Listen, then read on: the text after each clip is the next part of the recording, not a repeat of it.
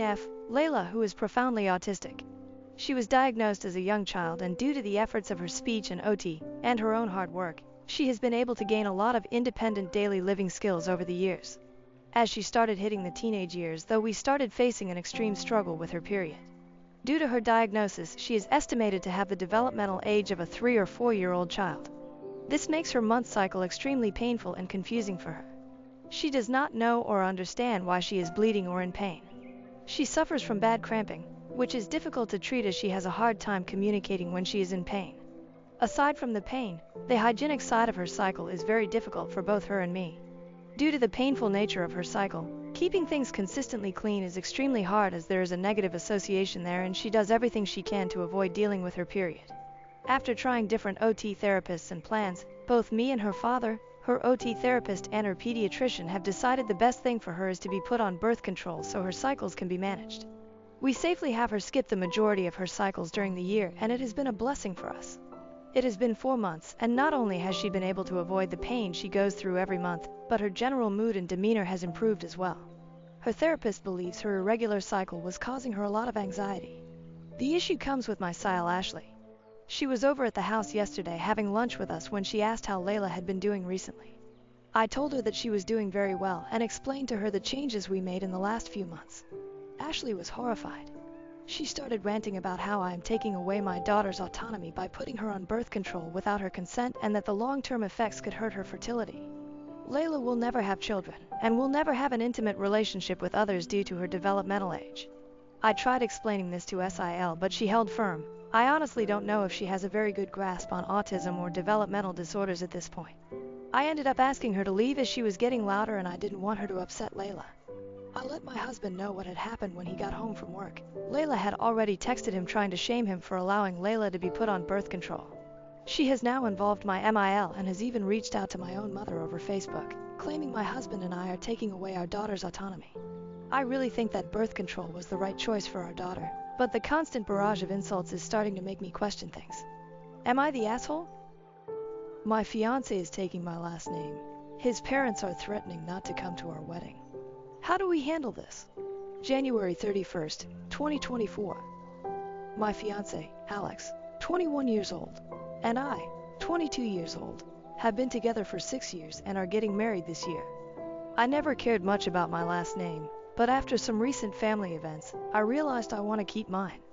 Alex didn't mind and chose to change his last name so we'd match. Upon finding out, Alex's parents, Lisa and Luke, yelled at him. Lisa cussed him out, so my parents let him stay with us for the last week of winter break. We were home on break from college and live a few miles apart. Lisa and Luke say Alex is destroying and disowning his family, publicly humiliating them, and claim I'm stripping him of his manhood. They told us we're unbiblical and that women should submit. To them, it's political too. They said the queer community is the reason we're susceptible to this. Transgender people are to blame, and America is in its downfall. This is just another sign. Alex has received many texts from Lisa, calling him hateful, cruel, and cold, asking how he can let her suffer. The meetings Alex had with his parents went poorly. They told him they wanted to see him and not talk about the name, but then did. One meeting involved both sets of parents. Lisa and Luke talked 90% of the time before getting up and leaving. They're mad Alex stayed with us and said even if we go with his name, they'd resent us and my family for supporting us. Lisa threatened to cut Alex off, saying he won't get another penny. They had planned to contribute to our wedding, stating there were no strings attached and they fund his college apartment. Lisa said this is the worst thing to happen to her since losing her first baby, and that it's worse than if Alex had gotten me pregnant, killed someone drunk driving, or was gay. She's telling Alex that his grandparents will have to move to assisted living from heartbreak, and Luke keeps telling Alex his choice is hurting people. Their main reason seems to be that it is tradition and that they want the last name carried on. It's not an uncommon last name. I also learned that Lisa borderline tried to talk Alex out of proposing. Alex asked me to marry him anyway, and Lisa called my mom in the midst of the engagement excitement to share her disapproval. They said that they get a say until Alex is married, and that's when they'll leave us be. Lisa and Luke keep texting Alex and my parents, but I have never received anything. They openly dislike me now, bad-mouthing me whether I'm there or not. I've decided my relationship with Lisa and Luke is over. It was rocky before as they tried to push their religion onto me numerous times. Alex is deciding how much more he can give. He hasn't taken a harsh tone or spoken rudely to his parents, but is tired. Now his parents say if Alex won't move back home, their financial support ends. They say the family won't come to the wedding, and one of his siblings has actually left the wedding party. Obviously, I have decided to stay mostly away from Lisa and Luke now, but they are Alex's family. With the wedding still coming up, we're unsure how to move forward. Too long, didn't read. My male fiancé is taking my last name. His parents are freaking out because I'm the woman and should take him. The verbal and emotional abuse are out of control, and they're threatening not to attend the wedding. Edit to add, Lisa and Luke's financial support is not necessary, and the wedding will proceed with or without it. Just thought it relevant to point out that the money that was offered no strings attached clearly does have strings. We know we are young and are still getting married after spending 6 years together. Postponing the wedding isn't something we're willing to do. Relevant comments.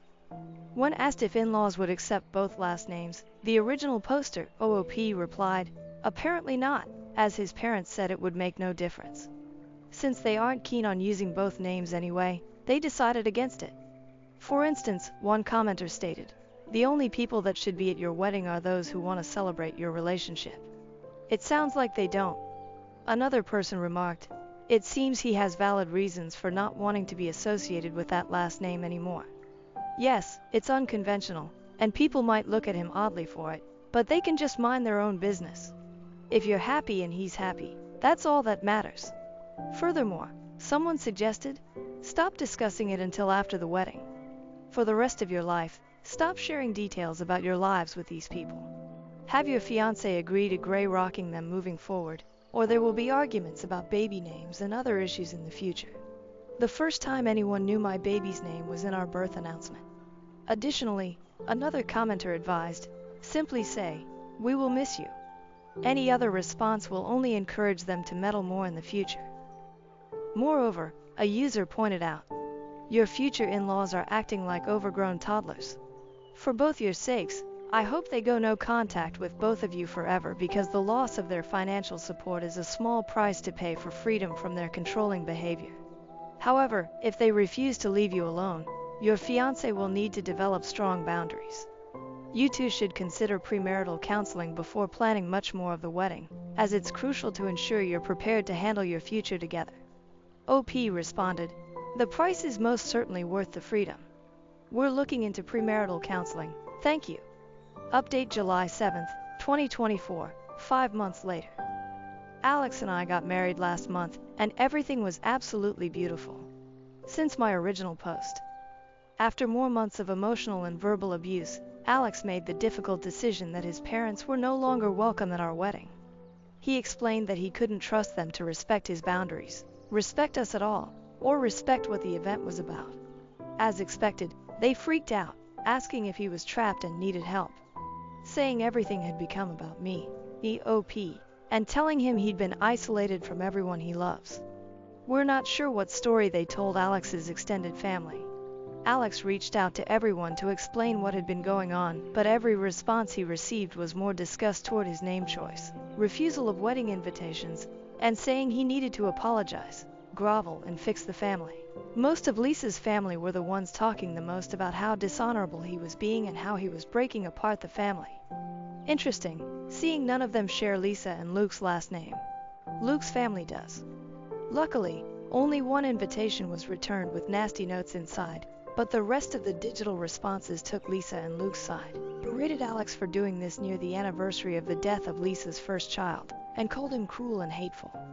For context, Lisa's first child passed away a few days after birth, over 25 years ago. Alex says there has never been any remembrance that he knows of, and they do nothing on the anniversary. He doesn't even know the date of the anniversary.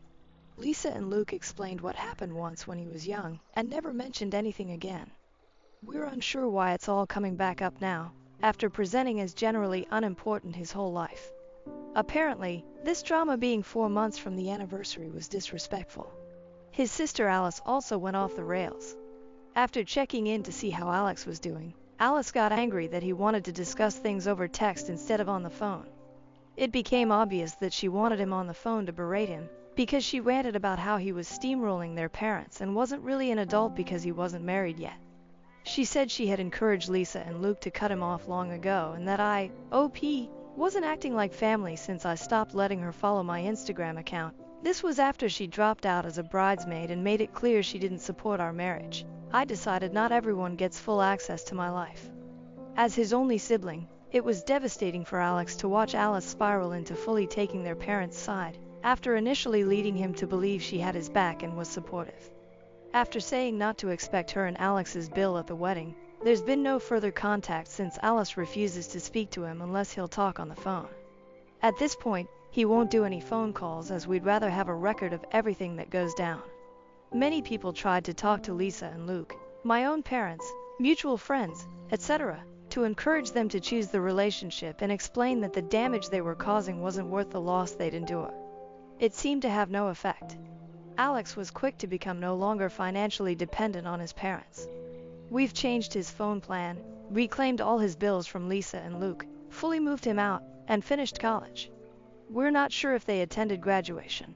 They texted Alex the day before to say they'd be there, but then turned off their location services. Graduation day was stressful and nerve-wracking, with Alex not knowing if they'd make a scene or corner him. He left as soon as he walked across the stage and made it to his car with no interactions. Since then, as most Redditors suggested, we've been nearly no contact with Lisa and Luke. We spent the first 6 weeks of summer finishing wedding details, and our day last month was gorgeous. Alex received no communication between graduation and the wedding, and has no plans to continue their relationship without an apology. Lisa and Luke did not show up to the wedding or say anything on the day of. The only recent change is Lisa unfollowing and unfriending both of us and my family on all social media. For me, my in-law relationships are basically over, apology or not. Learning they'd never supported our engagement, ignoring my existence, and hating me because of my political and religious beliefs is enough for me not to keep contact. Thank you, Redditors, for your kind help and good wishes. Our day was truly perfect and straight out of a fairy tale, and we're looking forward to the next chapter of our lives, with hopefully less drama. Too long, didn't read? Parents were uninvited to the wedding. Sister flipped a switch. Currently no contact with all. Wedding day was beautiful and not dramatic. Relevant comments. One commenter remarked, "Wow, just wow. How can a whole family implode over something as ridiculous as a last name change?" Had I read the text without seeing it being about that, I'd have thought the young man at least had molested animals or children. Geez. Another observed, "That's because it's not about the last name. The last name was the straw that broke the camel's back." In the original post, OP said the in-laws already didn't like her. There is way more going on here than reported. A different perspective was shared. It sounds like they had total control over him and objected to losing the right to make his choices. Totally normal in small amounts when a kid reaches this stage of life, but for a certain kind of family, they can't let the baby grow up without severing everything. One user offered a warning. Please be aware that if you are choosing to have children, they might come at y'all full force again. Be prepared. Another shared a personal anecdote. My friend's sister went through something similar. The couple had entertained the idea of creating a new family name and the groom's mom flipped out. Threatened to remove financial support, they didn't need it, and suddenly the racism came out after 10 years of holding it in. Suddenly the bride's family were those people, aka not white. It was a beautiful ceremony. The mom didn't show up and now she has to live with never seeing her only son. The irony is that the couple on their own decided that they weren't going to change it a few days before the wedding, but by then the groom went no contact due to the blatant disrespect and racism hurled at his wife's family. One congratulated the couple, saying, "Congratulations and I'm happy your wedding, and his graduation, went off without a hitch." I'm proud that he chose to stick to his wants rather than let his family bully him into submission. Stay no contact. Your lives will be more peaceful. Suggest some therapy for him if he's struggling with all this though. There are a lot of emotional issues that come with cutting family out. Best wishes to you both. Adding a practical point, another user said, "I don't understand why anyone, male or female, changes their name in the first place in the modern era. Huge pain in the ass to do so, especially with professional licenses, college records, SS, passports, and so on. But yeah, his family is going overboard, by a lot." I can see why he would change his name. Disassociate from the wackadoodles. Sorry for the family strife, but congratulations on the marriage. Another shared a lighthearted story. My husband and I have joked about hyphenating our last names. 11 letters plus 9 letters, both convoluted Dutch names that are hard to spell. Well, hard for folks here in Canada which are in Amsterdam to pronounce my last name better than I can. LOL. No one has given us a hard time about both of us keeping our names. I think the only people who had any sort of comment on it were my parents, and that was just from a practicality standpoint. They've moved provinces a few times and Mom had to bring name change documentation with her every time she changed her ID to reflect her current province. I was warned that it could be a potential headache if I changed my name, but that was it. Someone else shared their personal dilemma. My partner has a name that's a bit funny in our language, derived from the name of a trade, and a pain to write and pronounce in English. Not so bad in our local language, just long, as it's also 11 letters. I work in an English-speaking environment, and trying to explain to people how to pronounce something similar to Hadzinski doesn't sound very appealing. It's not the real name but has a lot of similar sounds. But if we marry, I would prefer to keep mine, not so much because of the pronunciation. I just don't like how it sounds with my first name. Hyphenating sounds like a pain, and my full name would become 35 characters. However, if I kept my last name and we have kids with his last name, I will have to always carry a document proving the kids are mine. So no ideal solution here. His family likely won't be too happy if I kept mine, but they might just get over it if we finally marry. I think they gave up on any of their kids getting married years ago. We are all happily cohabiting without making it official. Adding another anecdote, a user said, "My dad died, and when my mom remarried, she kept my dad's name. She hated her maiden name and didn't want to take his long, convoluted last name. Her new husband didn't care at all. Nobody really cared. It's her name. She can do what she wants. I changed my name when I got married. It didn't last, and I just went back to my maiden name with no problem at all. My birth certificate goes first name, middle name, married last name, maiden name. So I can use my maiden without bureaucracy. I'm having the same thoughts as my mom. This is my name, and I'm keeping it." A user shared a modern perspective. "I think I'm going to encourage my kids to make up a new last name with their partners rather than pick one even. And doing it all over again, I might have chosen to do so with my wife too, but we share my last name. There are 4 last names associated with your grandparents, 8 with your great-grandparents, and double that for your SO2. And so my last name comes from some traceable line of sons only. Okay. I don't think that makes them necessarily any cooler or more special than maternal ancestors, or my grandma's ancestors. Frankly, I'm sure a lot of the men in that particular line of my ancestry sucked anyway. I don't feel like there's a really strong genealogical attachment to any singular family name unless someone becomes famous enough to make it a brand. So I think people should just pick and build their own family name or choose one from the most recent approximately 16 that they feel the most proud of, attached to." Lastly, someone shared their personal experience with familial control. "It's very little to do with the name itself and everything to do with ownership. My husband and I double-barreled our last names to take each other's, so it was totally fair, and his parents still freaked the fuck out. It was nothing about the name or the fairness of the thing and everything to do with the fact it symbolized him growing as an autonomous adult, and they couldn't handle it. Which might be understandable, even if not acceptable if he was a young adult barely out of the house. But he was in his 30s with a career, property, and a PhD. But that didn't matter to them. In their eyes, children remain property and are mere accessories rather than people. Am I the A for feeling upset that my sister-in-law's terminal cancer diagnosis is overshadowing my upcoming wedding celebration and causing family tension?" Original post, June 22, 2024. I don't intend for the title to be so harsh sounding, but I don't know how else to put it. I'll also sound blunt, but I'm just posting the facts as presented. I'm marrying my partner, Alice, who is from another country. Her sister, Beth, is dying of cancer. It is heartbreaking. She is a young mother and wife. Her diagnosis was about 4 years ago. When she was first diagnosed, she was given 2 years. Since we were in a different country, as she, Beth, remained in her home country with her family after her sister, Alice, immigrated, we saved up some money and traveled to say goodbye to her. It was about the 1.5-year mark when we went to say goodbye, and we had gotten engaged soon beforehand. So we also went over to visit some of the family and asked them how long they needed to save to come across for our wedding, as our dollar is much stronger than theirs. They said 2 years, so that was agreed. We spent a month with her, laughing, lamenting, spending as much quality time as possible with her.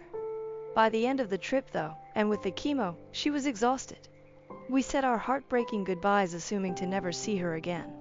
And then she made a miraculous recovery, with a less than 1% chance of happening, which was awesome. We, along with her other family members who had also immigrated, such as her father and brother, decided to put money together and support her to move over here to spend the rest of her life with us. That was about a year ago. Now my partner and I are getting married in 2 weeks. All of her family are coming to visit. It's a big joyous occasion with lots of travel. We've forked out thousands to help her family get here, and they're all staying for a month or so to celebrate our wedding and spend time with us. 2 weeks ago, Beth got a bad diagnosis. They found lumps, and they said she has about a year left to live. She, for obvious reasons, didn't handle this well, and lashed out at us and our wedding, telling us not to talk about it around her. My partner has always kind of lived in her older sister's shadow, so she was really excited to be celebrated and made a fuss for once. But Beth has told everyone about her diagnosis and has started saying, "This is the last time I will see most of you." Now the focus is completely off my partner and our wedding, and is absolutely about Beth. I feel heartless and heartbroken, but I'm frustrated by this. She has been going out of her way to make sure the people who are coming across, who we have paid thousands for flights, not that it matters that much, are spending as much time with her as possible, as this is the last time she will see them. Now this period of joy and celebration has an undeniable black cloud hung over it, and people very obviously have stopped making my partner feel special. On top of this, Beth has maintained her stance that we not talk about our wedding around her. But the big issue is that Beth got married during COVID, so never got a father-daughter dance. She wants to have one at our wedding, after my partner has a father-daughter dance, with her own song, which, to be honest, sad as fuck. I have said no, because my partner wanted to say no but felt too guilty, so I had to be the bad guy. I also told my partner that if we're not to talk about our wedding around her sister, then I don't want her sister talking about her dying around us. Now I'm being called an asshole. I do absolutely feel like one, but I also feel like this is grossly unfair to ask us to brush our wedding under the carpet because of this. Am I the A? Edit. Sorry, I just woke up and will work through the many comments as fast as I can. I really appreciate all the views and discussions. That's precisely why I came here. Genuinely, thank you.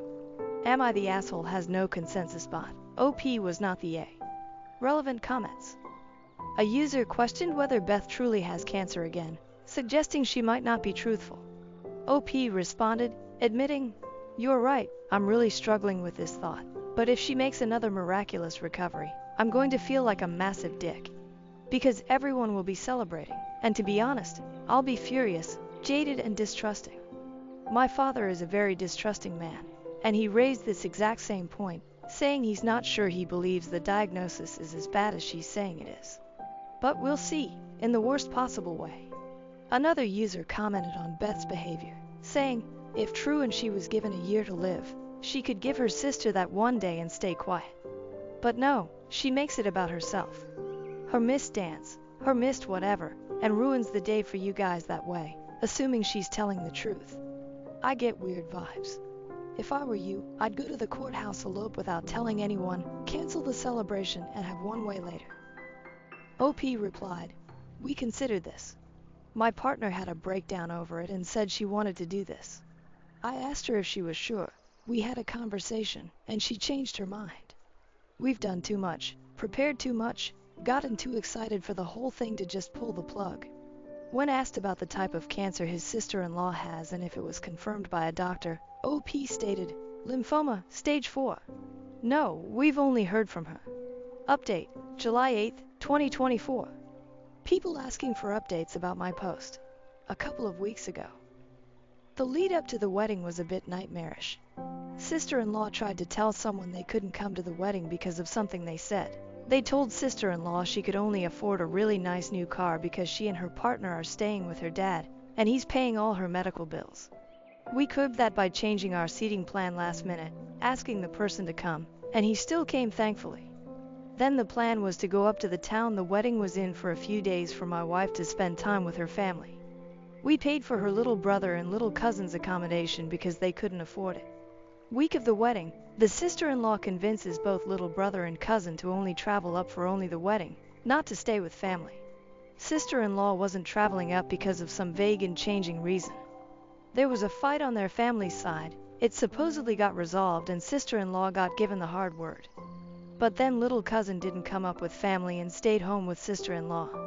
So I told my partner to directly pass this on to sister-in-law. I was in different accommodation for the lead-up. If there is a medical event, I'll call and cover cost for an ambulance at the smallest hiccup. If she plays up, her husband will take her home immediately and without argument, or myself and the other two ex-bouncer groomsmen will kick them out. If her family don't want this to happen, then they will get this sorted before I do because they've disappointed me with their soft approach, and now they've all been warned. And then the day went off without a hitch. It was beautiful, perfect, happy, fun, and everything we wanted it to be. No drama, no major issues, and my new wife loved every moment. She was spoiled and made to feel special. Thank you for all the suggestions and kind words. We assigned mother-in-law to sister-in-law for the day. There was almost a hiccup when sister-in-law's uncle reversed her brand new car into my ring-bearer's car and sister-in-law started firing up. But it was curbed. A beautiful day because of your guys' support, so truly thank you. Relevant comments. One commenter asked for more information. Did your sister-in-law and father-in-law dance? If so, what song? OP replied, they danced when the dance floor opened up to everyone, and they were happy with that. It was a happy song though. Another commenter noted, I personally didn't question it, but reading the other comments, I feel obligated to ask. Did you get confirmation that either diagnosis was real? OP responded, we have confirmation of the diagnosis but not the severity.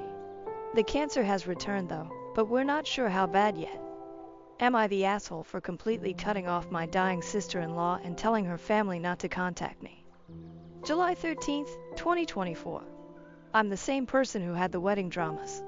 While the wedding went off without a hitch, we've had a major problem since. Feels like season 2 of a frigging soap opera. I'm sorry this is a little long, but there's a lot of context. My sister-in-law is dying of cancer. Recently my partner and I got married and sister-in-law made the whole process as difficult as possible. While we were visiting family the other day, I was relaxing on a couch which sits below a ledge in a lounge, so you couldn't see me from the dining room. I was there with my wife and wife's family, but older sister-in-law didn't realize I had come with. My partner and her little sister, not the same sister-in-law, came into the dining area in tears and sat down next to their mom. Before they could say anything, older sister-in-law came in and talked to them with a venom I had never seen.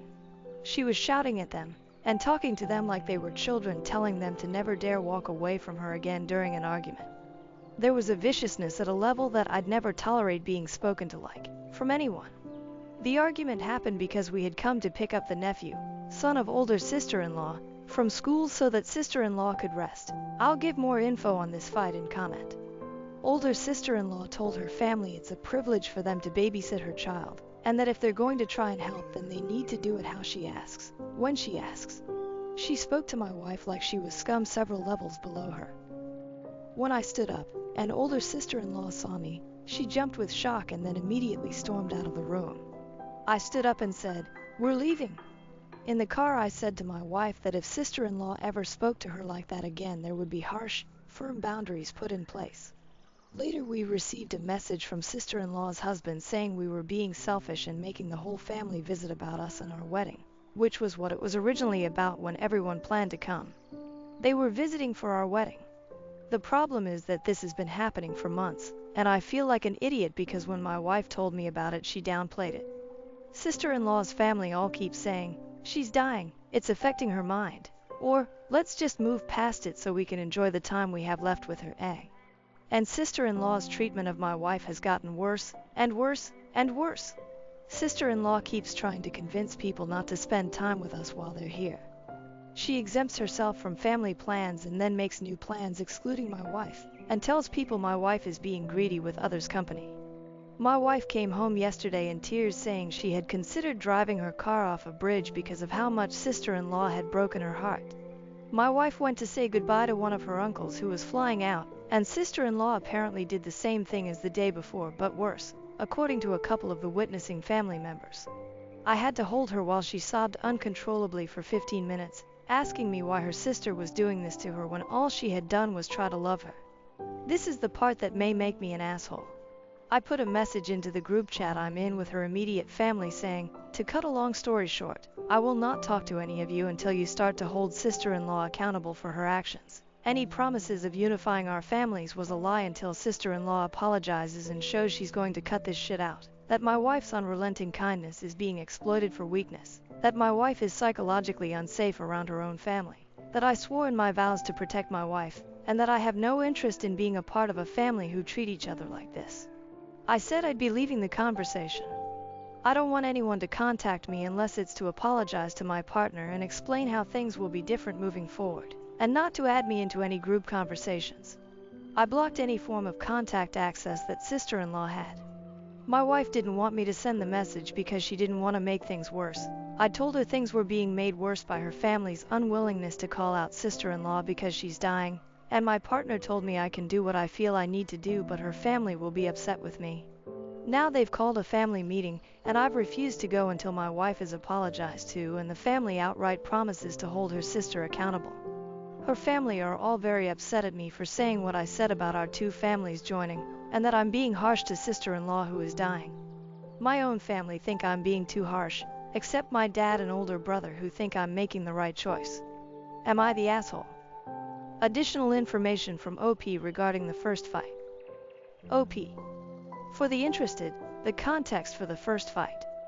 Sister-in-law asked us the night before to pick up our nephew from daycare so that she could rest for the day.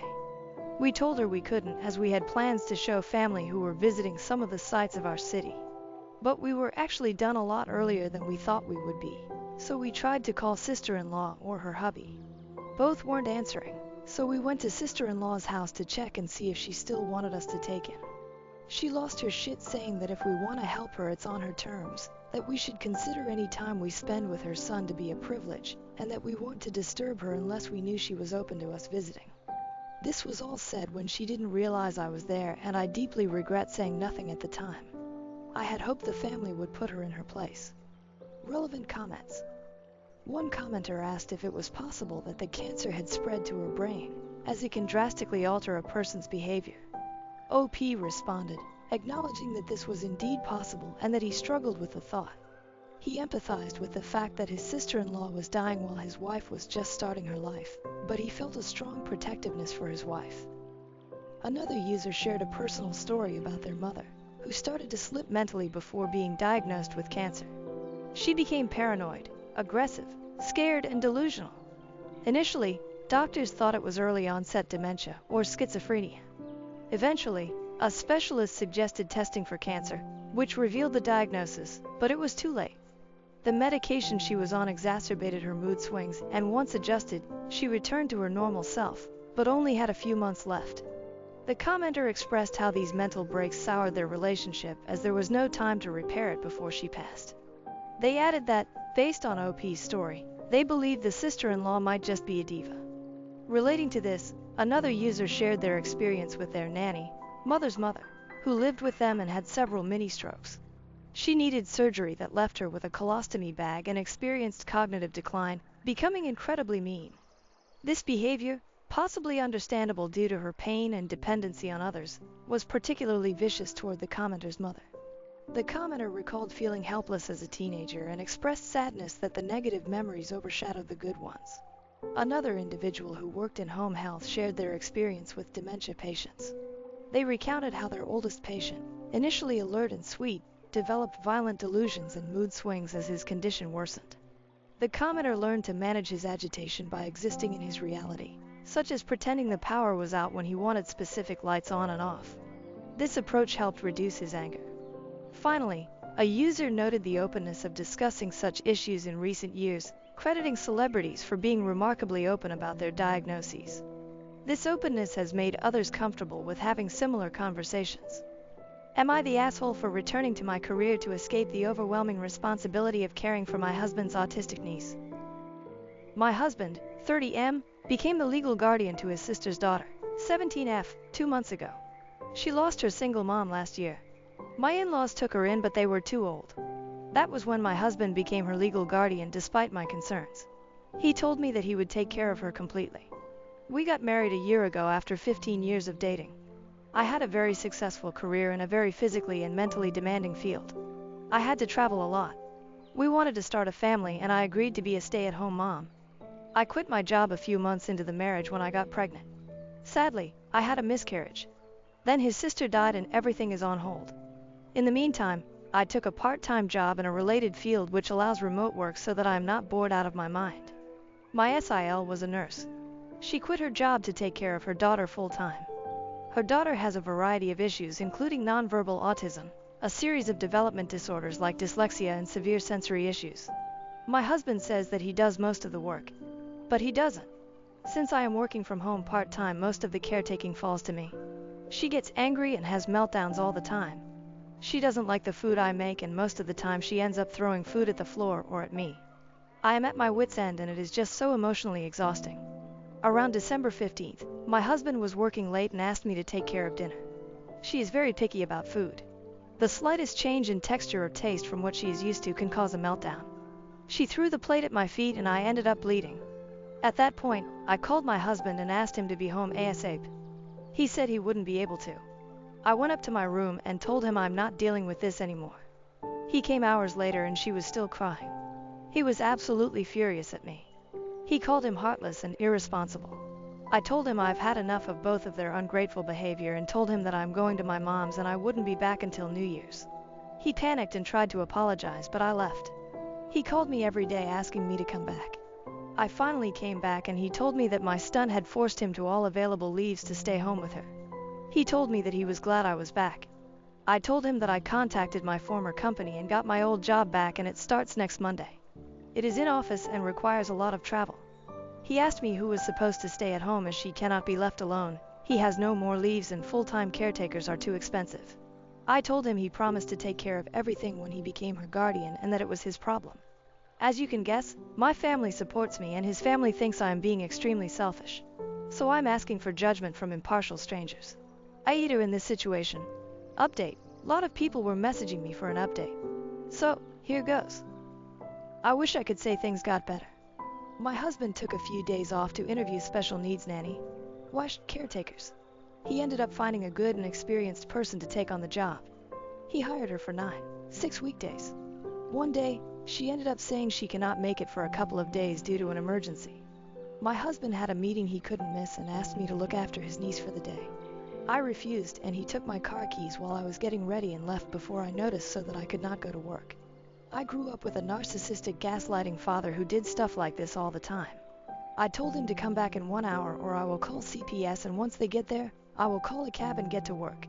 He ended up driving back and this turned into a big fight and I told him that if he does it again, I will walk out and never look back. He apologized and said that he was just desperate. The worst happened 2 weeks ago. I needed to travel for a couple of weeks for work and I could not find my passport. I am a very organized person and I knew that I did not misplace it. I ended up calling the non-emergency helpline. They ransacked the house and found the passports hidden in his gym bag. It is a crime to steal passports and they asked me if I wanted to press charges. I said no. Another fight. He told me that he needed me at home that weekend due to a social welfare visit and he knew that I would not stay even if he had asked me. I kicked them both out of my house and I told him I would call the police if he came near me again. My house is a premarital asset, thank God for that. I told him that I would be filing for divorce. The welfare visit turned into shit as neither of them were living there when the workers showed up and the social worker also knew about the recent call to the non-emergency helpline. So, all in all, she was not impressed with our bullshit. He came by 2 days ago. He told me that ended up moving in with his parents. They own and live in a small 2-bedroom apartment. That doesn't qualify according to welfare norms. He ended up asking me for another chance. He asked if I would consider letting him and niece stay until they figured it out or she would have to go to state's care. He told me that there is no way he can afford rent and a carer and begged me. I told him that I could never forgive what he did. He knew my past with my father and he still went ahead and did it. He suggested they could move in and we can work on this at couples counseling. I told him that I could never trust him again and that it was over. He asked me if he could get his parents to take in the niece or even relinquish her care to the state, if I would give him another chance. I think months' worth of anger burst that day.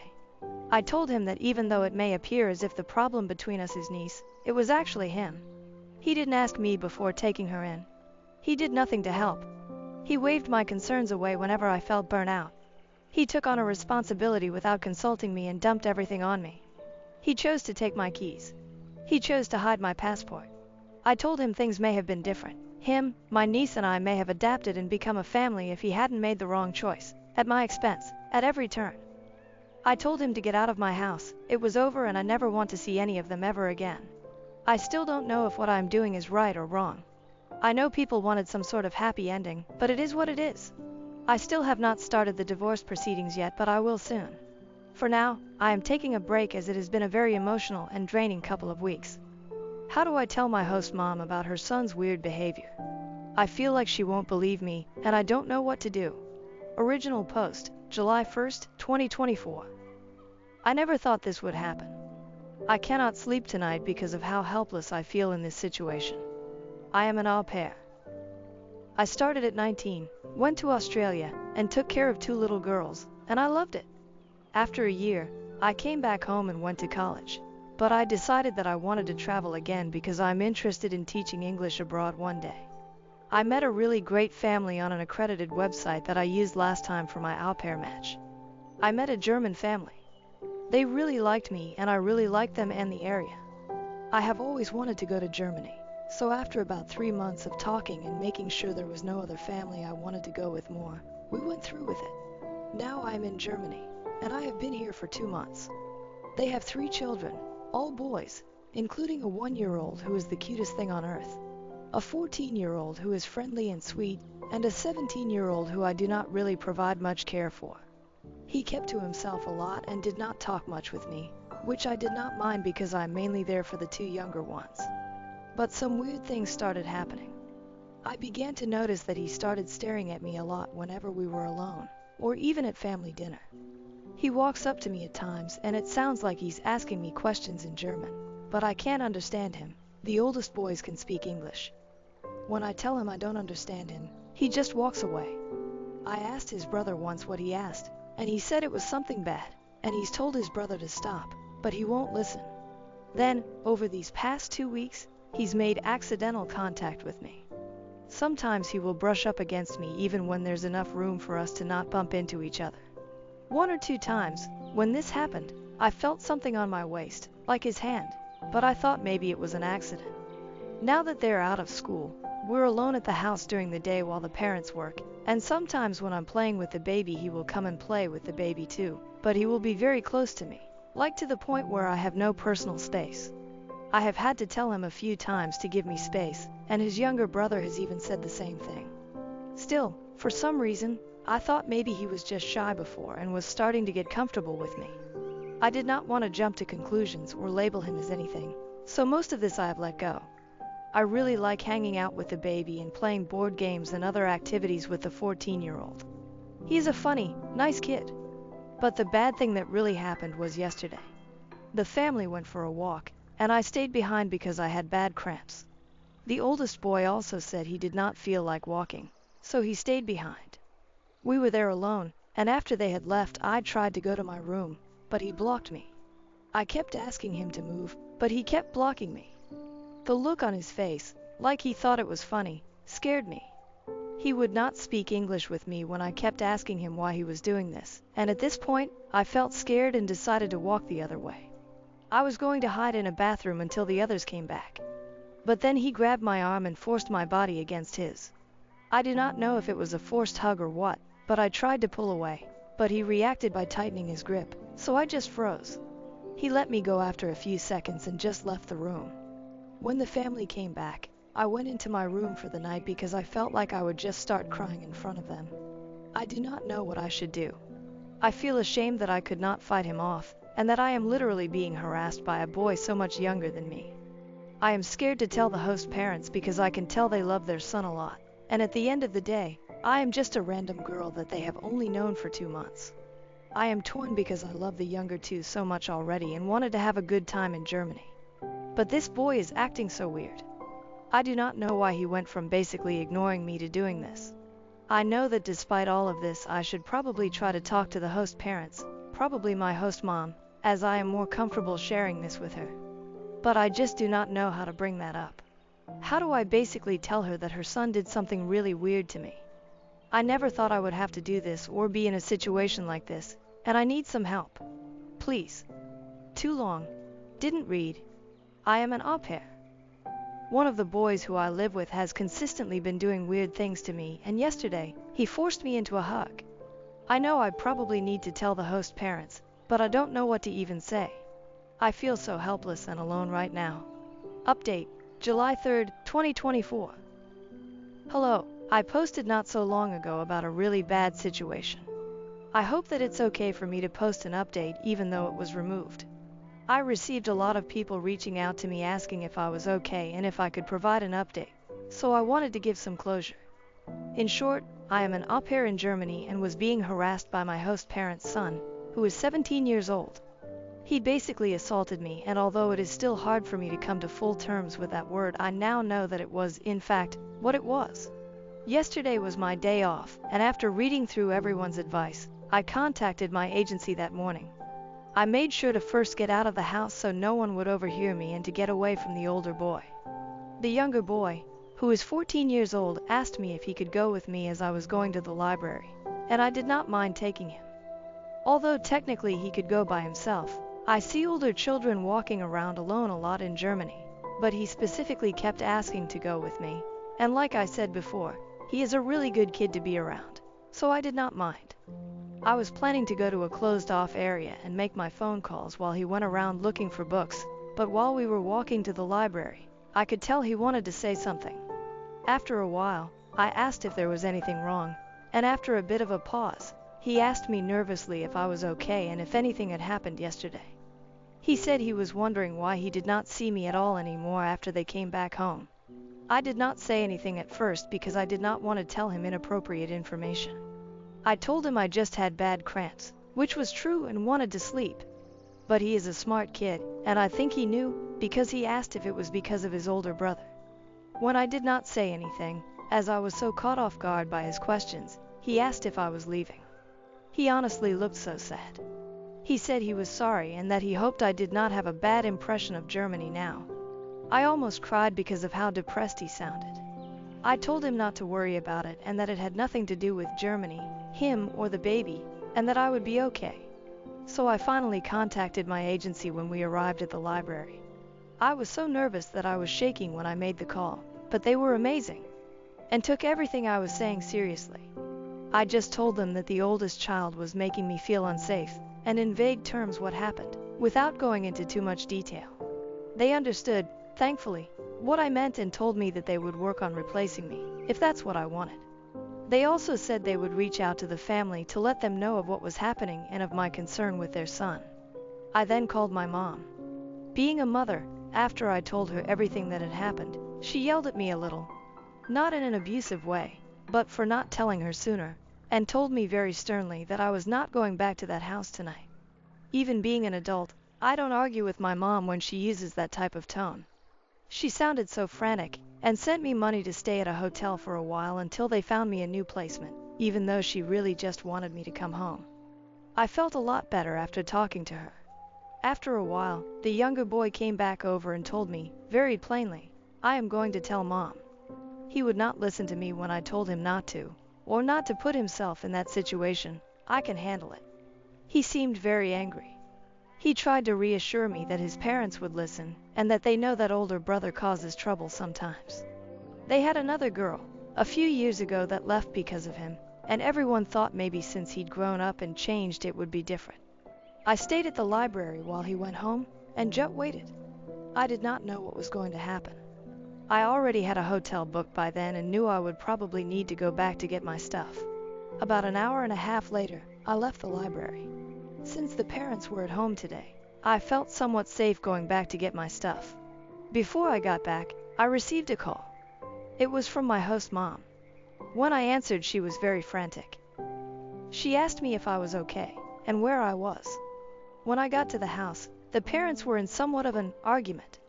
I didn't understand all of it, because they went between German and English, but I heard some words like, "not again," and "ruining."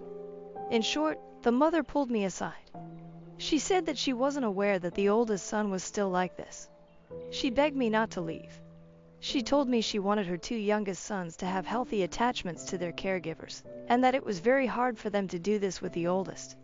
She was actually crying during all of this, and told me she doesn't know why he acts like that, but she did not raise him like that. And that while she loved her son, she was not going to tolerate that behavior anymore.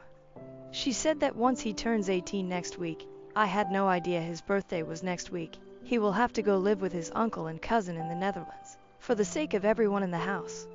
She told me the parents, discussed it a bit when the first incident happened, but since he seemed to act better, they dropped it at the time. When I asked where he was, she said that he left quickly when his brother came home, saying he was going to a friend's house. He probably will not be back, and she said that even if he does, she will not let him in, and will tell him to go to his aunt's, who lives not that far, until he can go to the Netherlands. She actually looked very sincere and stern when she said this, and even though the father looked like he was in shock, he agreed with what she said. I did not know how to respond to them. It was not the reaction I was expecting, but I wanted to be honest. I told her that I was going to stay at a hotel for a while, and that she would probably hear from the agency. I told her that I loved the two younger boys, but I might not be back. She said she understood but would appreciate it if I at least thought about it for a day or two. Before I left, I hugged the baby and the 14-year-old goodbye. So that is what happened. I am safe in the hotel now. I didn't at all expect that reaction from them.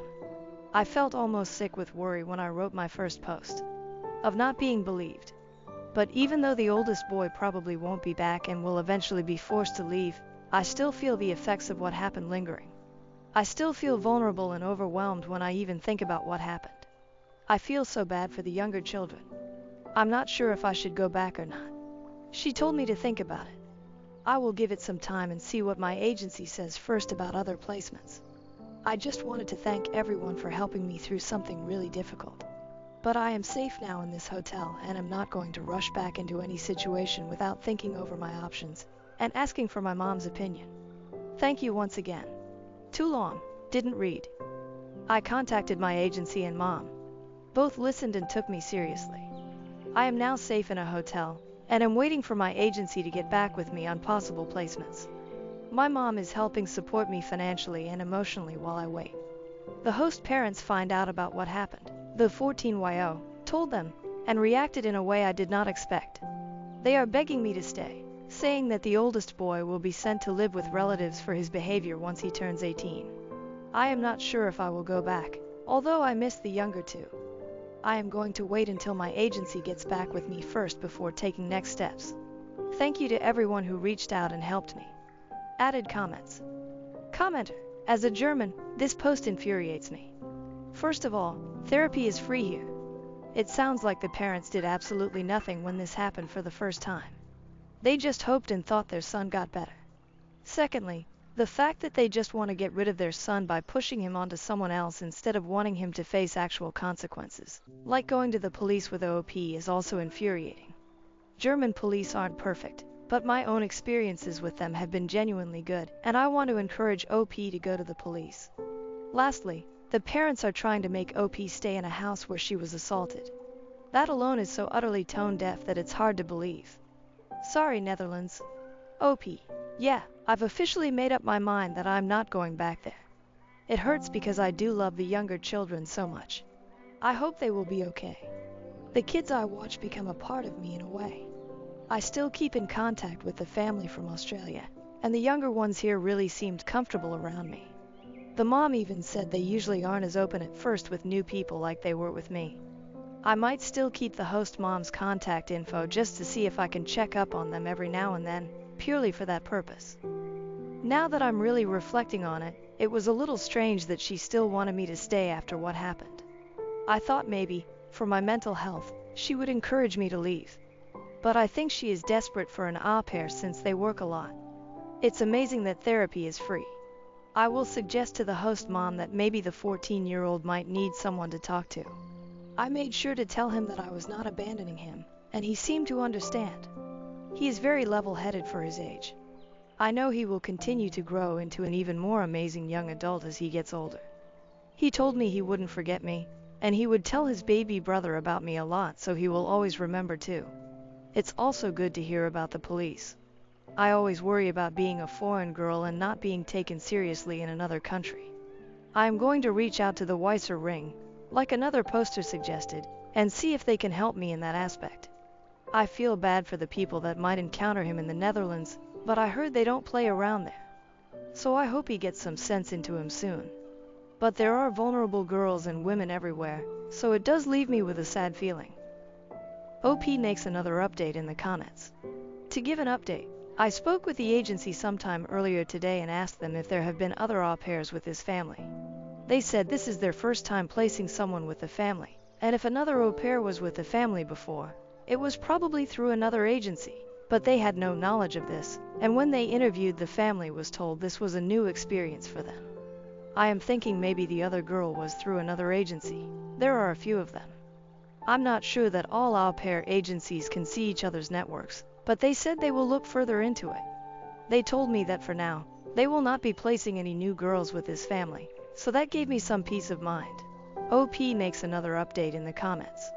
To give an update, I spoke with the agency sometime earlier today and asked them if there have been other au pairs with this family. They said this is their first time placing someone with the family, and if another au pair was with the family before, it was probably through another agency, but they had no knowledge of this, and when they interviewed the family was told this was a new experience for them. I am thinking maybe the other girl was through another agency. There are a few of them. I'm not sure that all au pair agencies can see each other's networks, but they said they will look further into it. They told me that for now, they will not be placing any new girls with this family. So that gave me some peace of mind. I feel unsafe because my autistic neighbor exhibits strange behavior. He constantly follows me when I take my dog outside at night. Hi all, I've never posted here before, but I've been thinking about writing this for a while now, since I'm really starting to feel uncomfortable and could really use some advice for who to contact and what to do. I 23F live in student housing as a graduate student. I have my own apartment in a small multi-family complex. There are about 4 other students there, one of which I will refer to as S, 45M. S has autism. I know these terms are outdated, but for context, his autism is rather profound, and he has lots of social difficulties and stims in conversation. I previously haven't had any real difficulties interacting with him, especially since I used to be an instructor for children with autism and am used to handling various social behaviors from people on the spectrum. But in the past couple of months, his behavior towards me has changed, and I'm at a loss for what to do. I take my dog out at various times throughout the night to relieve herself. There's only one way out of the complex, and I have to pass by S's apartment in order to do this. But after living here for about 6 months, I didn't have any trouble with this. Sometimes, he'd come out to say hi, and I'd let him pet my dog, but this was always at an appropriate time. About a month and a half ago, things started to get weird when I took my dog out at 4:30 a.m., which isn't unusual, and saw him peeking at me through the window. He then opened the door and came outside to sit down and pet my dog. She started barking and I politely told him that I can't have her barking at this time of night and took her inside. I'll admit I felt a bit uncomfortable with him coming out so late at night. After all, he is a large older man and I'm a very small female. For the next month, I would notice S lingering outside the apartments a lot more often. I found it disconcerting when he was doing this late at night. My partner, 20F, came to visit for a month, and while she was there, his behavior got even stranger. Nearly every time I took my dog outside, he would open his door and come out to talk to me, which made me uncomfortable because it seemed he was actively watching for me. But when I asked my partner to come out with me, he would open the door, see her with me, and then close the door without a word. It got to the point where I no longer wanted to take my dog out alone and eventually put up a security camera for peace of mind. The day my security package was actually delivered, my partner was up having a school Zoom meeting in my kitchen while I slept. Apparently, during the meeting, she started to hear him yell my name outside my door, followed by "package." And she ignored it, but it went on for several minutes. This made me really nervous to hear about, and after I put the camera up, the behavior slowed. But the other day, my partner went back to her home state again, and S's behavior changed again. He came up to me on the way back from doing laundry in our shared laundry room and asked me if I was a lesbian. I was kind of taken aback, but figured since he has autism, he doesn't really understand if a question is inappropriate. But 2 days later, it got worse. I was taking my garbage out, and there's a small alley between our apartments and the dumpsters. There's only one way in or out. It was nearly midnight and I checked the cameras first to ensure I was alone before going out, but when I turned around, he was standing in the alley, nearly blocking my way out. He looked on the verge of tears. I awkwardly said hi and stepped around him so I wouldn't be cornered in the alley, and he started confessing a variety of emotional and family problems to me. I could see he was having a hard time, so I was polite and answered him and advised him to see a therapist if he needed someone to talk to. He then said something odd to me about not having a partner and how he wanted one really badly, not to put me on the spot, and mentioned he knew about my current partner. Of course, now I think I see why he's been acting so strange towards me. Here's the thing though. He's still following me outside when I take my dog out, and sometimes will just stand there quietly and watch if I'm not engaging with the conversations he's trying to start. I have started carrying pepper spray and will admit I'm feeling very concerned for my safety. My mom says it's a harmless crush and I should just politely tell him to stop cornering me, but I don't know how to safely have this conversation, just in case I may actually be in danger, and I don't feel comfortable doing so. Any advice on what I should tell him to make him understand his behavior is making me feel unsafe? Should I even tell him? Even though he has autism, I feel like he should know not to corner me in an alley at midnight. My school does not have many people working during the summer, and I'm not sure who I should report this to, if I do. Several people close to me who have met him, including someone who is also on the autism spectrum, are telling me to not confront him and just report this behavior. But again, my parents just say his autism is making it difficult to understand that his sudden change in behavior is off-putting, and he's getting over a harmless crush. Either way, I feel unsafe at times, and I want to hear some advice from you guys as to what I should do. Advice from anyone on the spectrum would be especially appreciated, since I want to know if maybe I'm just misinterpreting his challenged social skills as something more concerning. Thank you so much. Update. Thank you all for the replies. You guys are so helpful and have helped me realize the danger I'm in.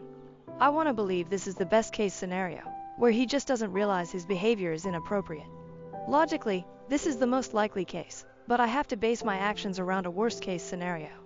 My gut says something is very wrong. You guys are right that I need to listen to that. My safety has to take priority over his feelings, and I will be doing everything I can to avoid interactions with him. This weekend, he hasn't come up to me directly. He has, however, been coming outside at night after 2:30 a.m., searching the yard where I usually take my dog, and then going straight back inside, 2 nights in a row now, as caught multiple times by my camera. Don't know why else he would do this other than to look for me, and this makes me especially unnerved that he's only attempting that approach at night now, as if he's trying to catch me off guard. I called my parents and broke down crying after reading all the comments you guys left in this thread, and they're finally taking me seriously. My mom purchased me a stun gun, which I will not be going outside without. I'm also not leaving the house alone anymore at all, not even to take the trash out. My dog will be accompanying me for everything. I didn't mention it in my previous post, but my dog is a pit bull, and even though she's the sweetest and has never once been aggressive, she is fiercely loyal, and I believe she could do some serious damage if someone attacked me. I also put in contact alarms for my windows and got a better deadbolt for my door, and my partner has also offered to come stay with me to help keep me safe. He has never approached me when I'm not alone. So for everyone who's been concerned for my safety, thank you, and I hope that shows I'm taking serious steps to keep safe. This morning, I submitted a report to the school and explained the situation in depth, including sending them footage from my security camera of him following me and my dog outside late at night. I requested they keep my report anonymous. I asked them to do a mental welfare check on him and connect him with counseling resources. And as some of you have suggested, I'm asking them to call and remind him not to approach people late at night while they're on their own. Those were my only specific requests, but I told them I need intervention, and I need it now. I got a call back within a few hours and learned my case was fortunately assigned to a man who's worked with autistic adults for years prior to transferring to work at the university. So he's very understanding of the situation and why it's so complex, and will be working on connecting us with resources for his mental health and to point out which behaviors are appropriate, inappropriate. I'm hoping this is the best case scenario, and that this intervention will be positive. If it's not, however, then I will be asking the housing department to temporarily move me. I feel much better with the help and communication I'm getting from the school, but I will continue to treat this like I'm in very real danger, because I might be. This post blew up, so I will update it if something more substantial happens. But for now, the situation is reported and you can assume no news is good news. I was sick to my stomach when I discovered my wife's secret Google account, which contained hundreds of photos of my ex-girlfriend. I, 36, met my wife Bailey, 33, 9 years ago through mutual coworkers, and we hit it off immediately. I fell absolutely head over heels with this woman. She was everything I was looking for. I had gotten out of a toxic, dare I say abusive long-term relationship right before that with a woman Bailey had been acquainted with, but not friends with. I had her blocked on everything and had no contact with her since breaking up. We got married right after the tail end of the pandemic, bought our first house together, and started trying to conceive. That was difficult because Bailey has PCOS, but last year she finally gave birth to our first daughter. I'm having a blast being a dad. It's kind of a dream come true. I finally got my happy life with my perfect wife. My perfect wife. Until last Monday. My laptop's battery hit the bed, so I opened up Bailey's work tablet with an attached keyboard. You can set it up like a monitor to check on some tax stuff. She wasn't home, it was just me and the baby, but we've never asked permission to use each other's devices. We've always been open like that. There's nothing for us to hide. That's what I thought. When I opened up the internet, I noticed she had the incognito tab open. Never in a million years did I expect to discover what I did. My wife has a secret Google account with a photo album saved called XX. So I clicked on it. Did I discover an affair? Nudes? Nope. In this Google album were over 300 photos, 348 actually, of my ex. The woman I was with right before I met Bailey. The woman who tormented me and made me feel worthless. The album said it was started back right around the time Bailey and I started dating, and was updated as recently as 2 weeks ago. The photos range from candid shots with family, to pictures at her work functions. There were even pictures from her yearbook. I don't know how Bailey could have found her high school yearbook photos. Photos from vacations, Idaho photos from work. Pictures of her in crowds, screenshots of videos and screen recordings of videos. Just her. The other people in the photos would be scribbled out, or the photo would be cropped and zoomed in just on my ex. There were other disturbing things I found too. There was another album with just zoomed up pictures of my ex's hair. Come to think of it, Bailey had recently started wearing her hair different and my ex had a very identifiable hair type. There was another album with screenshots of comments on social media. Of course I can't find them because I have her blocked. Like, Facebook groups she's in and public posts. And my ex is very low-key on social media. I can't imagine the lengths Bailey went to find them. My ex literally lives in another country now. There were also different links to the exact outfits she was wearing, like very specific blouses and trousers you'd have to really go looking for to find. A specific water bottle I remembered purchasing, and identical hiking boots and sandals. So basically, my partner of almost a decade has been a single white female. My girlfriend has secretly stalked her to the point of buying her exact clothes and changing her hair, and now I'm starting to realize Bailey's new interests over the years were just my ex's. Bailey has turned herself into my ex. Everything feels like a lie. Our love feels like a lie. The things we share feel like a lie. I threw up and had a panic attack. I looked at our daughter and felt betrayed. I haven't confronted her yet. I don't know if I want to. I want to run away with our daughter. I want to print out all her pictures, leave them on the table, and disappear. I don't know what to do, I just want to throw up. Relevant comments. Shmai. Holy cow. That definitely is alarming. The best thing to do is address it now to see what'll change if she no longer has someone to replicate. The toxic side of me would slowly start mentioning things like, you know, you really do remind me of someone, and nonchalantly bite into an apple and walk away. OP, I feel like what's worse is that she's subtly made these changes over time under my nose.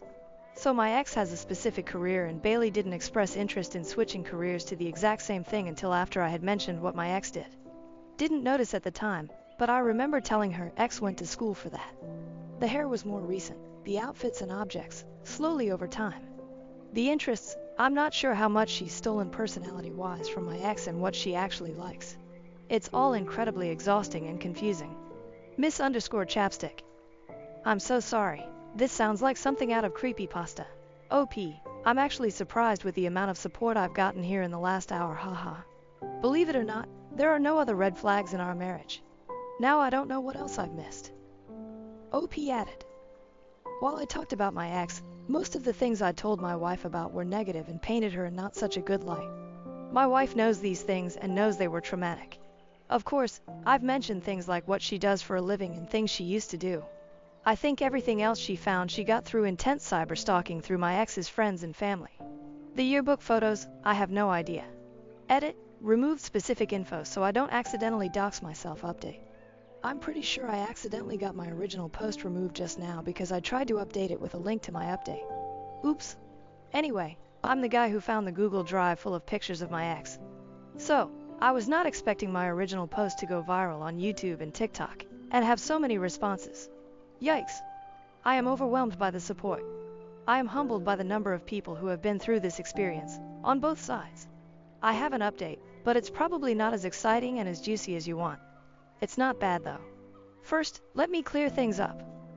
If people think this post is fake because it doesn't make sense, or are trying to conceive timeline is short, or the way I worded things makes it look like a teenager or woman wrote it, continue to think that because it means I've successfully been vague enough and worded things to not accidentally dox myself. Believe this is a creative writing exercise, so I don't embarrass myself. For real. No, I didn't actually throw up. I was in the middle of a panic attack. Private browsing. Tabs were open to the websites with clothing and objects. Another tab was signed into Google Photos. When I exited the Google Photo tab to look at the websites with clothing and came back, it was already signed out and I couldn't get back in. A lot of the clothing I recognized wasn't because I remembered my ex wearing them. There were more recent pictures of her in the file wearing them, and I remember the day Bailey bought the water bottle that also happened to be in the folder. The hair. Bailey and my ex are the same race and my ex wore braids in a particular way. Not so particular that it's exclusive to my ex, because Bailey has also worn different braids, but seeing pictures of her made me put two and two together. Is there any way Bailey could have gotten with me in an attempt to get to my ex? Was Bailey possibly obsessed with my ex before she met me? Probably not, because Bailey grew up here and my ex originally moved here for university. And while you can drive across the border, it's not that easy and I don't think Bailey was going back and forth to stalk her in person. Also, the reasons why my ex and I broke up have nothing to do with Bailey and she could not have had any involvement. On to the actual update. The next day when I had calmed down I called several social workers and therapists. I was planning to confront her there. Unfortunately, the only places that take our insurance did not have an opening for another couple weeks. So despite what a lot of you think, I've known my wife for nearly a decade and even while I was confused and upset and doubting things, I didn't think she'd be a danger to me. We took the baby to grandma's and I asked her to go for a walk with me. I did not beat around the bush and straight up told her I found the folder. Her face got very red and she was frozen, but also tried to play dumb at first. I was persistent and she started crying and begged me not to leave her. This is what I uncovered. Bailey first started looking up my ex out of curiosity. To keep tabs, I guess. But over time it became more pathological. It's like she got addicted to it, but she also wanted to please me. Okay, maybe I'd talked about my ex a lot more than I thought, and Bailey wanted to emulate the good parts. She told me she really doesn't know who she is, and my ex's image was something she latched onto because she had me first. Finding information about her became a game. Finding the clothing and objects became a game, by searching things like blue water bottle green stripe, until the couple compared the product to a photo and found the exact one. The reason why I couldn't find the post wasn't because I had blocked my ex, but because my ex had made a new Facebook under a different name. Bailey found her profile by searching up a family member. She made fake social media and added enough mutual friends until she could see my ex's posts, and until her private Instagram accepted her. She weaseled her way into her exercise Facebook group, where the videos were posted, and searched her school on a yearbook website to find the yearbook pictures. Over time she just collected the images and would get excited to find something new, despite the fact that my ex is extremely private on social media. The folder had originally been called Hex the Ex. In case I discovered it, she was going to make the excuse of saving the pictures to put a hex on her. When she made a burner Google account, she deleted the old folder and named the new one XX. Then she got sloppy and comfortable, and that's right around the time I just happened to open the work tablet. We took a break. It was a while. We made it to couples counseling, and Bailey and I also began seeing separate therapists. She still has not had an assessment with a psychiatrist, but it's on the list. She promised to stop and deleted the album in front of me. Slowly, certain clothing items began to disappear from the closet. I still do not entirely trust her, and that is for me to work on. I'm afraid she has another secret account somewhere, like a backup. The physical mimicking is actually stopping though, including the hair change. We're still not okay. I want us to be okay, and it's okay if that takes time. If we end up not being okay, then that's something I have to deal with. What I do know is that my wife is incredibly insecure, probably mentally ill, and is misled. I don't really want to walk away from that. Although this probably isn't the most exciting update, I appreciate the private messages I just couldn't get back to, Reddit cares, and links to resources. I'm not sure how I feel about social media, YouTube and TikTok picking up on my story though. That's wild. Until next time, if I ever give another update, I hope it's a good one. Relevant comments. Biscuit Brown, the outcome does not look positive. Why stay in a one-sided relationship? At least put a plan together that runs concurrently so you're prepared should it not work out. Seek legal advice, prepare evidence, and don't do anything stupid. At least then you will be in a better place, either way. OP, a plan is something I'm still having trouble coming up with. And it's been a couple months. I think I'm afraid to make a plan. Does that make sense? Am I the A for forcing my family to babysit for me? Why does my family expect me to babysit for my sister for free but get upset when asked to help? June 13, 2024. I'm 19 and living at home, working a part-time job, doing some freelance work, and taking online courses to prepare for college next year. My 25-year-old sister had her first child 8 months ago. The father isn't involved and only pays child support. My mom is excited to have her first grandchild and is constantly offering to look after the baby so my sister can feel at ease working full-time and afterwards, will have some time for herself to relax. The thing is, about 70% of the time I'll be the one looking after the baby. And while I admit that I enjoy it and like spending time with him, I can't help but feel mad because they don't have any consideration for my time. Mom would drop the baby while I'm in the middle of my lessons because you can always watch the recordings later, or just ask someone to tell you what it was about. Or when I'm working in my freelance stuff because looking after the baby doesn't really require much, when I complain about getting delayed in my projects. My breaking point happened last week when my mother and sister left the baby with me for a whole day because I mistakenly told them I didn't have to work and would be staying at home to catch up with some pending stuff and study. I told them both I was irresponsible and they called me a spoiled brat. That night, my grandma and other members of the extended family were calling and sending me messages about the importance of helping family, and to understand that my sister doesn't have it easy being a single mom. I got mad and sent a message to the family group chat saying that they were right. Helping family is important and we all should be supportive of my sister. I then proceeded to write a schedule in which all of us could take care of the baby. Because one aunt goes to visit grandma on Mondays and Wednesdays mornings, they could babysit those days. Friday afternoon, the eldest cousin and her siblings are at their residence. They could watch the kids at that time, and so on. I left early on Saturday mornings and late on Tuesday nights to watch the kids. The arrangement made my mom and sister very happy, but not so much about the other family. And when someone pointed out that my sister didn't get the baby for a whole day, discussions about my sister being an irresponsible mother started, with my mother trying to defend her. Am I the A for causing this? How come they were expecting me to be my sister's unpaid nanny, but then they get offended when the same thing is being forced on them? I may be the asshole because I caused this and don't regret it one bit. Relevant comments. Commenter, not the A. You aren't a spoiled brat. Your sister is a spoiled brat. She chose to bring a child into this world thinking other people would parent him for her. The only person responsible for this baby is your sister. OP, I blame that on our mom. When my sister told us she was pregnant and that the father would be involved, our mother assured her if she kept the baby, then she would help her whenever she needed, as she's already retired and, like I said, was excited to have her first grandchild. Commenter, if your mom assured her that she would be the one to help her whenever she needs it, why is she turning around and dumping the baby on you instead? OP, I might have a theory on that. Long before my sister got pregnant, my mom, sister and I were talking about the future, and the topic of marriage and kids came up. I must have been around 14 at the time, and I proclaimed that I wanted to be child-free. Mom didn't take it too seriously then and said, "You'll change your mind when you grow up." I haven't changed my mind. I believe that she is trying to persuade me that babies and kids aren't all that horrible since, on occasion, when I babysit, she would say things like, "Oh, I would make a great mother, and I'm so good with kids." But I'd prefer not to. Although I enjoy being an aunt and was quite happy to have a nephew, the incessant babysitting exhausted me. Being under pressure like this isn't helpful, but I might decide against having children in the future. Adoption or surrogacy are options I'm considering, and I'm sure my mom would approve of either choice. Sis, getting a nanny or babysitter. I already suggested hiring a nanny several times, but my sister claims that she wouldn't feel at ease leaving her child with a stranger. I then agreed to babysit certain days according to my schedule, but they wouldn't respect it. I did get paid to babysit a few times, but they would make a big deal out of it and I would end up feeling guilty, so I stopped asking for any payment. Commenter, not the A. It's nice to help out every now and then when you can, but you have a life too. Your family shouldn't expect you to babysit and just be fine with it when you clearly have a busy schedule, and now that they have a taste of their own medicine, all of a sudden it's a problem. OP, I think most of the problem is that they don't consider what I do aside from my part-time job, a tutor at a children's academy, worthy of being busy.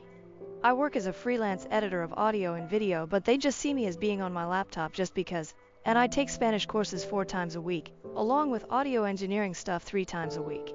Both require me to do homework and, in the latter case, work on projects. But they still don't consider that a big deal, and I'm honestly too tired of explaining to them why both are important. Commenter, I absolutely love this. Well done. How much time off from the child does your sister get at present?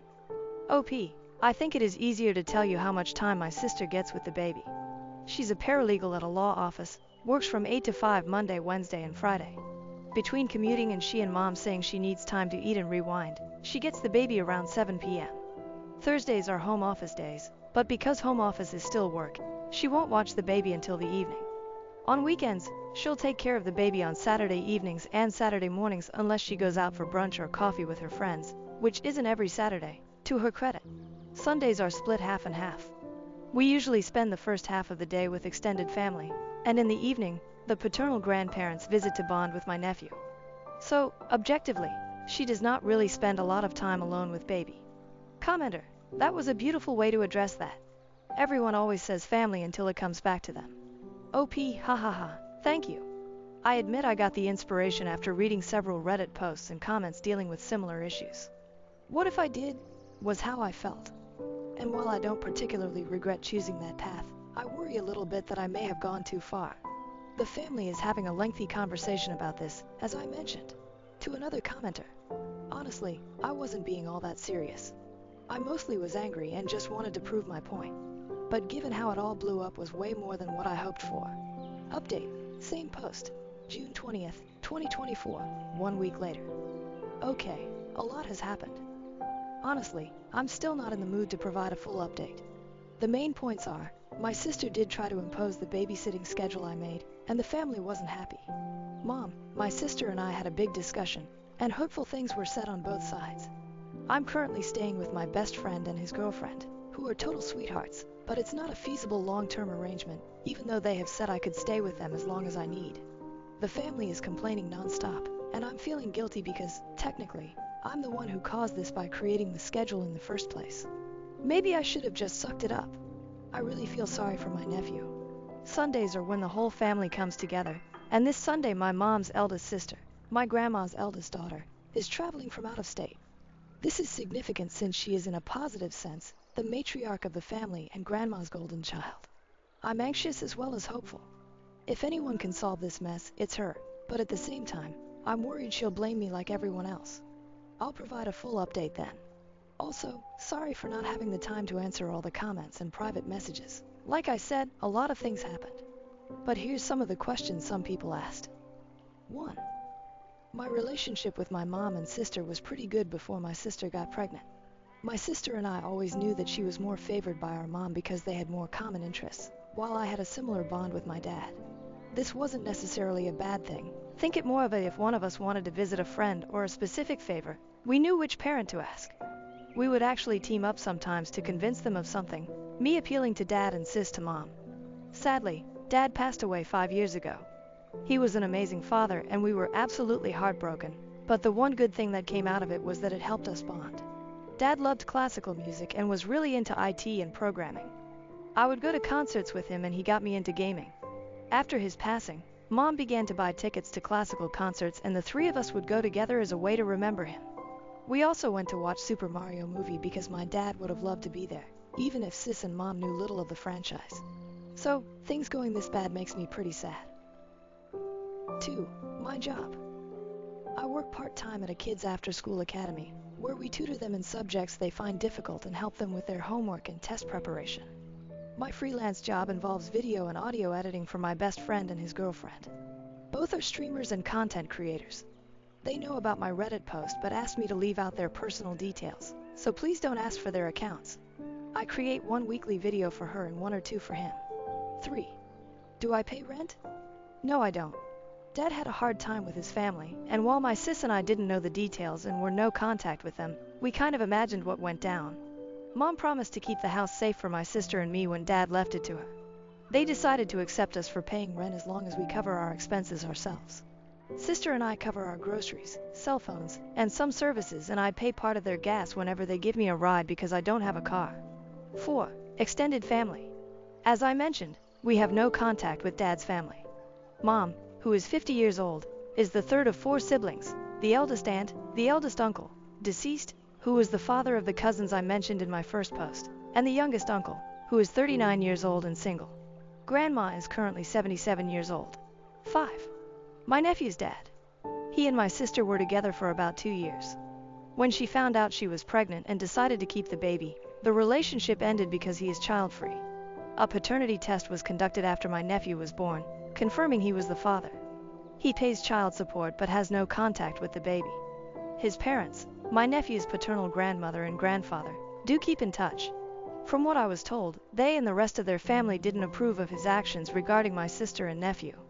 So far, they don't know what's going on, and I didn't involve them in the initial babysitting schedule because I'm sure that would have caused another whole mess.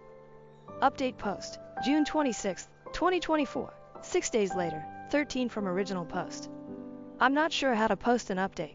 If you want to know the full story, it is my profile. There's an edit there with some more relevant information and questions you asked. A lot of things happened and I'm finally in the mood to write the update, so here it goes. My sister followed the babysitting schedule I set up, which involved our extended family, and they were not happy. 2 days after my post, she left my nephew with one of our aunts. The aunt had plans to meet some friends for brunch and had to take the baby with her. The baby was fussy and crying, so she had to come home early. Understandably, the aunt was upset. I had agreed to babysit the next day, and that's when things started to go downhill. My nephew is usually comfortable with me, but this time he was very fussy and coughing, which seemed odd. Mom wasn't home, and I tried calling her, but she didn't answer until about 2 hours later. When she finally came home and checked on my nephew, he had a slight fever. Of course, we called my sister, and she blamed our aunt for taking the baby out, questioning how she could have a life while being forced to babysit. She accused our aunt in the family chat, sparking a huge argument. Suddenly, my mom and sister remembered that I was the one who involved the whole family with the babysitting schedule and blamed me. That was my breaking point. I ended up yelling at my sister, calling her negligent and a part-time mother to my nephew. Not my proudest moment, and I immediately regretted it, not going to lie. My mother countered by saying that if my dad, who passed away 5 years ago, could hear me, he would have been very disappointed in me. That really hurt because I was very close to him, and he always put family above everything. Still, I was mad and said that I expected my sister to reimburse me the amount I took from my college fund in full. Again, not my proudest moment, and I immediately regretted it, not going to lie. Some background. When my sister and I were born, Dad and Mom set up a college fund for each of us. Dad always encouraged us to study and improve ourselves. When my nephew was born, I took $5,000 from my fund to start one for him in honor of my dad, as I'm sure he would have done the same. After that, I packed a bag and took an Uber to my best friend's apartment. I told him what happened, and he and his girlfriend invited me to stay with them as long as I needed. I blocked my mother, sister, and the rest of the family, spending the following days both avoiding them and worrying about my nephew. Last Friday, I received a call from an unknown number. It was one of my eldest aunt's daughters. She and her family live in another state, so they mostly followed the drama from afar. My cousin told me they were coming to visit and my aunt was going to have a serious talk with all of us. Not going to lie, I was really nervous. I think I mentioned this in my previous post. My mom, who's 50 years old, is the third of 4 siblings. We'll call them Rose, eldest aunt, Mario, eldest uncle, deceased, father of the cousins I mentioned in my first post, my mom, and John, youngest uncle. There's also Jane, Mario's widow, and the aunt I mentioned in this post who took out the baby. Rose is pretty much my grandma's golden child in a good way. She's the second mother to her siblings and overall a very strong woman. She and her husband have 5 adopted children, and due to their complicated logistics, my uncle and 2 of his sons are doctors, and the youngest of that set of cousins is in college. Hearing that they are suddenly coming over was a very big deal. Sunday arrived, and my best friend and his girlfriend accompanied me to my grandma's house for moral support. Rose and her family were already there, and I spent most of the time avoiding my mom and sister. Deep down, I knew my mom wouldn't dare to yell or confront me in front of Rose, as she's afraid of making her angry. After a few hours, Rose finally addressed the elephant in the room. It was a long emotional discussion, and we all ended up crying. I'll sum up the main points. 1. Baby nephew is a human being, not a stray puppy to be passed around. He needs some stability. 2. Stop with the if you couldn't afford to or didn't want a child, why did you have one? Comments. My nephew is here, and he's not going anywhere, so let's focus on solutions. 3. To my sister. As a mother, you need to learn to put your child first. While it's okay to rely on help sometimes, don't do it all the time. It's bad for the baby and burdens others involved. 4. To my mother. Stop enabling her. 5. To the rest of the family. Unless you're willing to offer some solutions, don't meddle in other people's affairs. 6. To me, about the babysitting schedule. Well done, kiddo. And I cried in relief. My sister then admitted that while she loves my nephew, she felt unfit to be a mother and wasn't fully conscious of the responsibility it would take to raise him. Apparently, my mother was aware of that, and her response was to make me babysit my nephew in order to make my sister feel less stressed out. And yes, to make me hopefully change my mind about having kids in the future. Rose also talked to Mom about that. Rose then said that, worst case scenario, she and my cousins talked and either her eldest son and daughter were willing to adopt my nephew.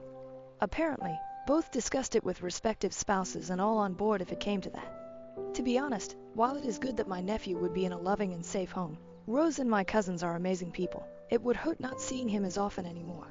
Rose emphasized to my sister to think it carefully and that if it came to that, it would be a permanent adoption, not a daycare service where she could dump him for days, weeks, and then pick him up later. That's mainly it. My sister will be seeing a therapist next week. Mom and I have apologized, and I clarified I didn't actually want to be reimbursed for the money in my nephew's college fund. And some members of the extended family also apologized for pressuring me to babysit in the first place. I'm back at my house and have compromised to babysit 3 times a week, all according to my personal schedule and for a reasonable period of time. During one of those 3 times, my sister will be joining me as she admitted she felt she didn't really know my nephew and haven't really bonded with him. So, since the baby is somewhat attached to me, the 3 of us will be spending some time together. Overall, I think it was a good resolution, but time will tell. I really hope my sis will improve and be the mom my nephew deserves. Thank you all for the support and the comments. Whenever I felt that what I did was wrong, your comments really helped to lessen the guilt, and some of you even make me laugh. Hopefully, this will be my last update. So, thank you all.